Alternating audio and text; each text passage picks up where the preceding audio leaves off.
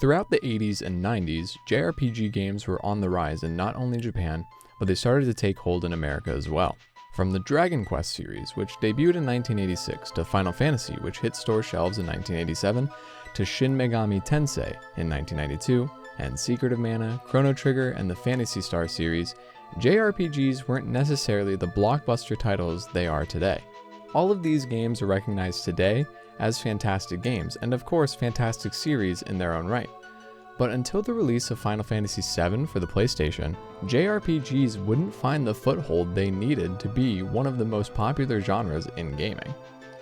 With the rise in popularity, there is one series that has seemed to fly under the radar of many gamers, the oddly named Tales of series.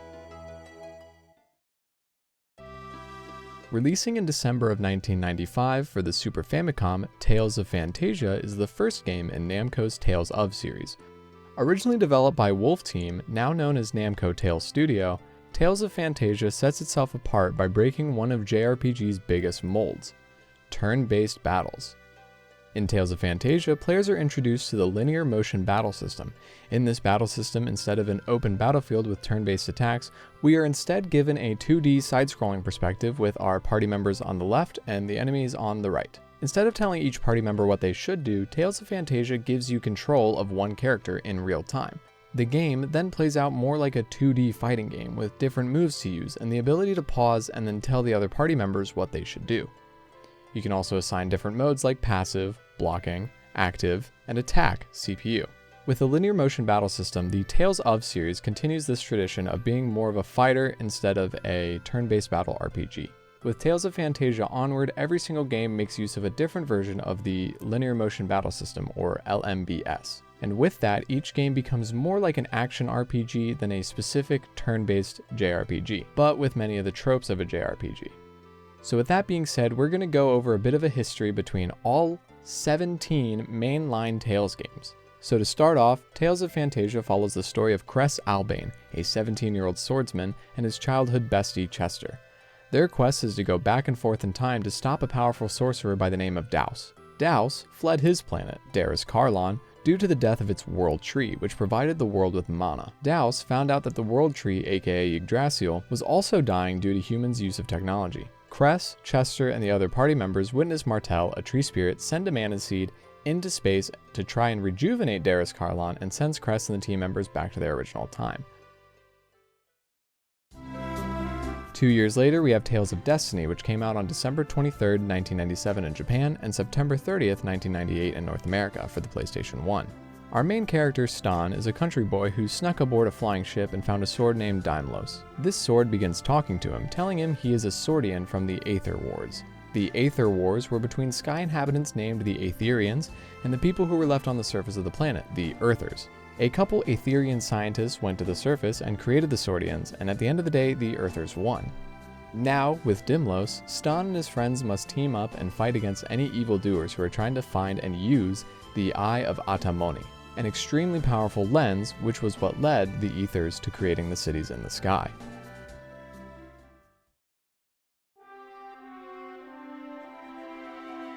Tales of Eternia is the third game of the series and released on November 30th, 2000 in Japan, and September 10th, 2001 in North America, both for the PlayStation 1. In the West, however, Tales of Eternia was actually called Tales of Destiny 2, and that will come up here in a second. Set in the world of Inferia, Reed, Herschel, and his friends Farah and Keel meet a mysterious girl speaking an unknown language. During their quest, they find out there is a dimensional boundary, Orbis, that leads to the land of Celestia. They learn about the Grand Fall, which is basically a violent collision of both planets. Originally, the Bridge of Light linked both Inferia and Celestia, but has been severed for a long time. An ancient conflict titled the Aurora War, which took place 2,000 years ago, continues to generate mistrust between both planets. Reed and his friends must journey between both planets as they try to prevent the Great Fall and figure out who's responsible for it.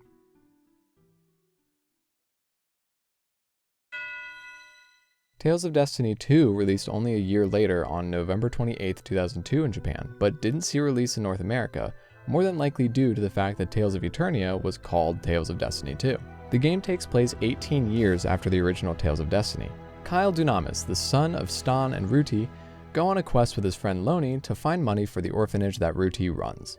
They find a lens and a girl named Reala, and shortly after meeting her, Kyle gets wrapped up in a conflict with an evil warrior named Barbados, who happened to kill his dad, Stan, and a religious leader named Elrain. Kyle, Loni, and Reala, and more must travel through time to ensure that no changes happen to the timeline that's going on.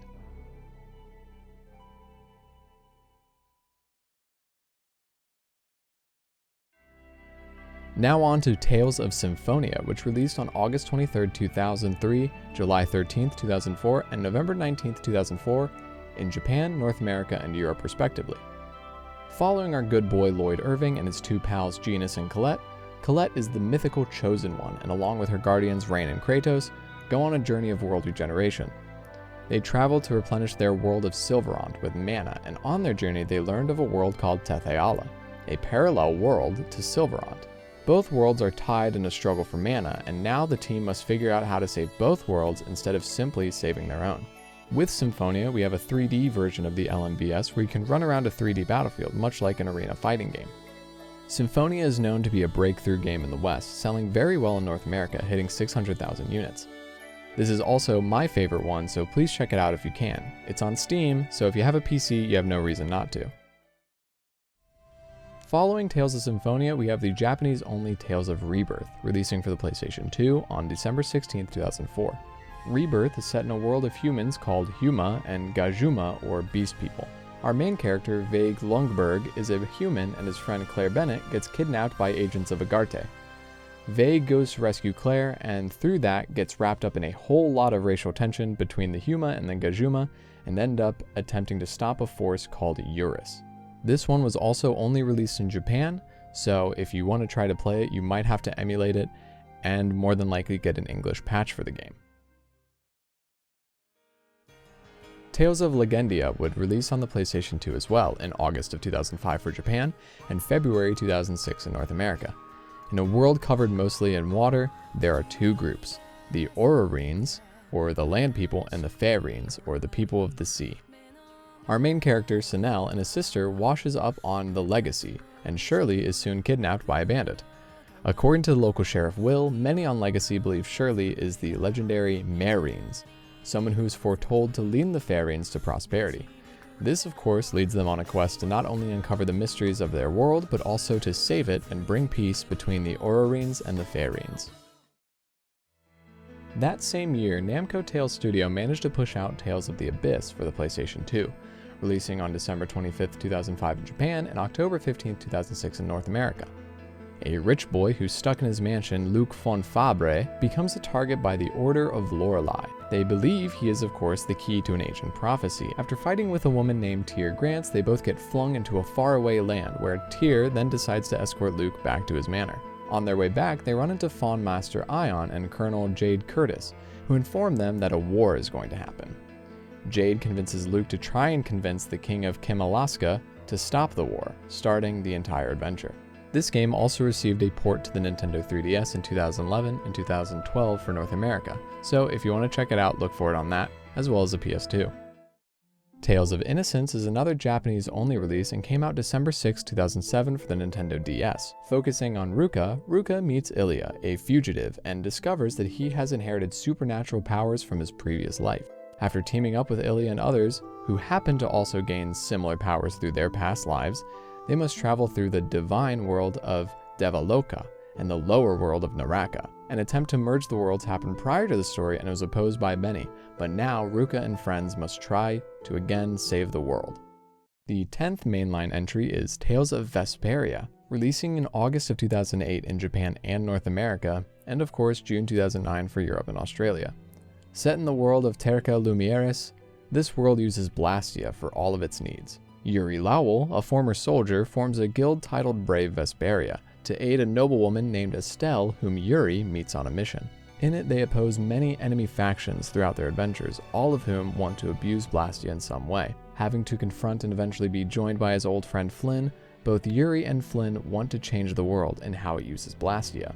But Yuri doesn't think that Flynn has done anything working with the Imperial Knights, whom Yuri used to be a part of. This recently got a definitive edition which released on Switch, Xbox One, PS4, and Windows in 2019, and is also incredible. So, again, you have no reason not to check this one out either. Tales of Hearts hit store shelves on December 18, 2008 in Japan only initially. It later released for the PS Vita internationally in 2014. Korra Meteor discovers Kohaku Hearts and Hisui near his town. When Kohaku gets attacked by Inakrose, she gets infected by a monster called Zerum.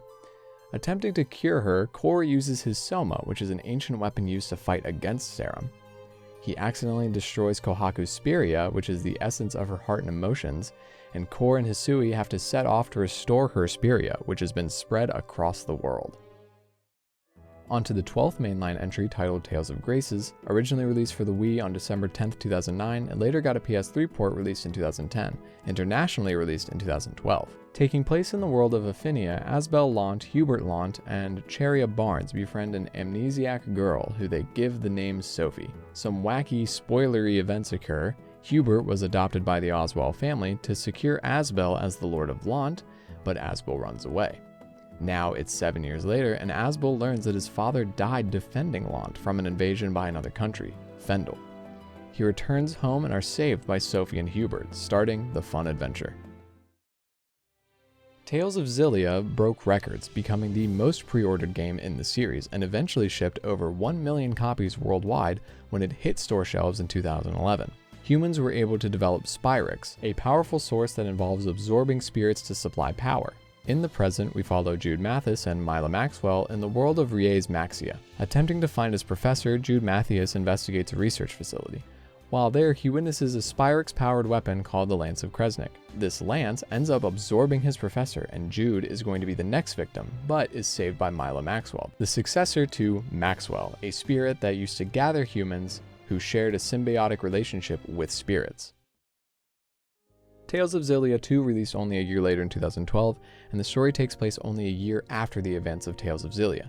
Ludger Will Kresnik of the Kresnik family has the unique ability of infiltrating and destroying parallel dimensions. Ludger is then hired after coming into tons of debt by the spurious CEO Bisley Bakur. While working for Bisley, Ludger is also on the hunt for his brother Julius, who is in trouble for possibly instigating the train hijacking that got Ludger into so much debt.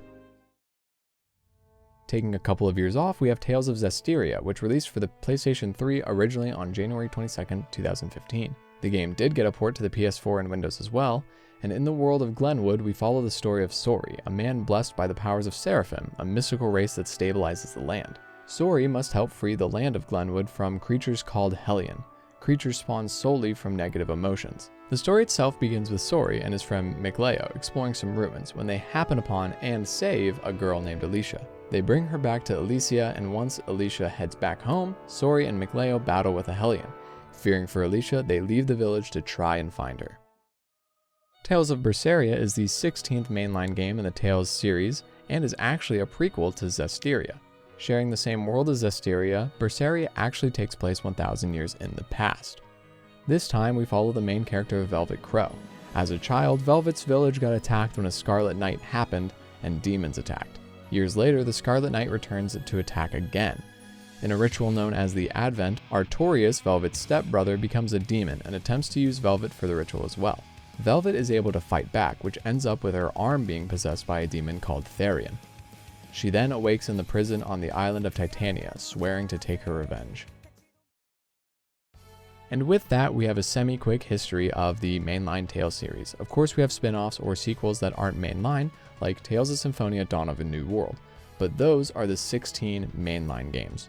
Of course, I have to mention that the 17th mainline game will be coming soon. Tales of Arise launches on September 10th for the PS4, PS5, Xbox One, Series X and S, and of course Windows. So if you enjoyed this video, thought any of the games sounded neat, I'd definitely check them out. I love the Tales series and would say it's my favorite JRPG series out there. Quite a few of them are on modern consoles, and I would highly recommend starting with Symphonia, but Vesperia and Berseria are also great starting places. I hope you enjoyed this video, make sure to like and share, and hopefully soon I'll be able to cover one of these games in the series.